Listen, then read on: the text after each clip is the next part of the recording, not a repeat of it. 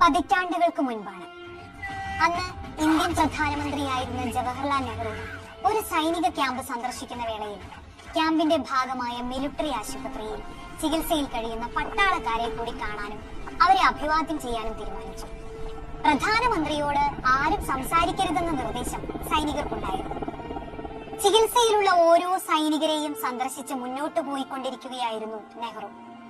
അതിനിടയിൽ ആശുപത്രിയിലെ ഒരു കട്ടിലിൽ നിന്ന് ഒരു യുവ സൈനികൻ പതിയെ തന്റെ ശബ്ദമുയർത്തി. ബഹുമാനപ്പെട്ട പ്രധാനമന്ത്രി, എനിക്ക് അങ്ങയോട് ഒരു കാര്യം സംസാരിക്കണം. ഒപ്പം നിന്നവർ തടുക്കാൻ ശ്രമിച്ചെങ്കിലും നെഹ്റുവിന്റെ അനുമതിയോടെ ആ യുവാവ് തന്റെ വിഷമം പങ്കുവച്ചു. അസുഖബാധിതനായ എന്റെ കാലുകൾ മുറിച്ചു മാറ്റാൻ സൈനിക മേധാവികൾ ഏകപക്ഷീയമായി തീരുമാനിച്ചിരിക്കുകയാണ്. ഈ തീരുമാനത്തിന് എന്റെയോ എന്റെ കുടുംബത്തിന്റെയോ അനുമതിയില്ല. ഈ ശസ്ത്രക്രിയയിൽ നിന്ന് എന്നെ ഒഴിവാക്കി തരണം.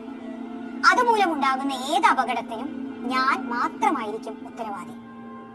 ഏറെ ധൈര്യത്തോടെയും ആത്മാഭിമാനത്തോടെയും സംസാരിച്ച ആ ചെറുപ്പക്കാരനെ സാഗൂതം നോക്കിക്കൊണ്ട് ജവഹർലാൽ നെഹ്റു കടന്നുപോയി. അക്കാലത്ത് സൈനികരുടെ ചികിത്സയുമായി ബന്ധപ്പെട്ട കാര്യങ്ങൾ സൈനിക മേധാവികൾ തന്നെ തീരുമാനിക്കുന്ന വ്യവസ്ഥയായിരുന്നു നിലനിന്നത്. തിരിച്ചെത്തിയ ശേഷം നെഹ്റു ഒരു ഉത്തരവ് പുറപ്പെടുവിപ്പിച്ചു. സൈന്യത്തിൽ ഇത്തരം ഒരു തീരുമാനം എടുക്കുന്നതിന് മുൻപ് ഇനി രോഗിയുടെയോ രോഗിയുടെ ബന്ധുക്കളുടെയോ അഭിപ്രായം ആരാഞ്ഞിരിക്കണം. അങ്ങനെ നെഹ്റു വഴി രക്ഷപ്പെട്ട് കിട്ടിയ കാലുകളുമായി ആ യുവാവ് സൈനിക സേവനം അവസാനിപ്പിച്ച് നാട്ടിലേക്ക് മടങ്ങി. നാട്ടിൽ ചികിത്സ തുടർന്നു. അത്ഭുതകരമെന്നോണം കാല് മുറിച്ചു മാറ്റാതെ തന്നെ പതിയെ അയാളുടെ അസുഖം ഭേദമായി.